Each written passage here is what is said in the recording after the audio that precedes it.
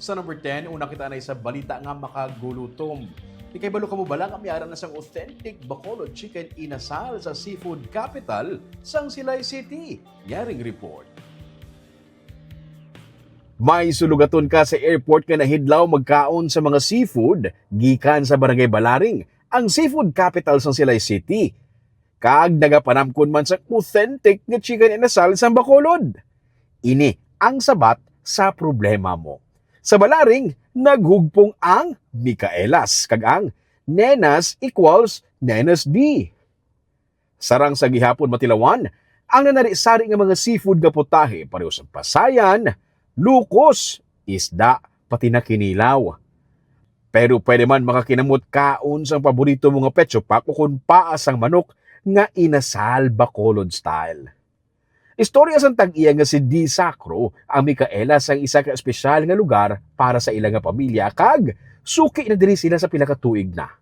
Madugay na siya nagapangaluyag sa tag-iya sini nga mangin partner sila sa negosyo pero sang sinigid lamang nakuha niya ang matamis nga oo sa tag-iya. Gani subong, nagapaning hamot na ang aso halin sa inasalan sang Nenas sa Balaring.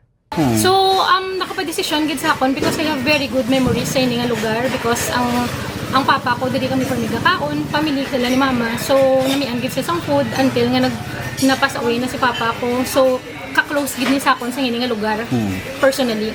So, sang nadayon nga naka-business ko de, parang feeling ko I will have to work on this nga ma-market gid ko, dapat makilala nila nga may namit digali nga food. May inasal na digali kay hindi man na di available ang inasal actually sa Balaring.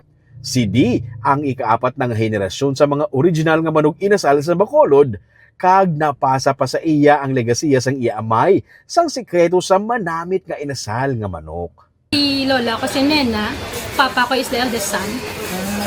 So ang ginsugudan ginibi ang nanay sang lola ko, si Isabel. So kag si Nicolas. So sila na ang upod ni Lolo Banoy. So actually ang pioneers na tatlo na magkapamilya na kami tanan. So isa kami da. Si Nenas lang isa. Although I've learned man galing nga si Nenas be do siya na niya before ang do ang nanon gid for chicken. Kaina, sa soft opening, guest niya man ang mga taga-Manukan Country sa Bacolod bilang suporta sa iya pagsugod sa Balaring.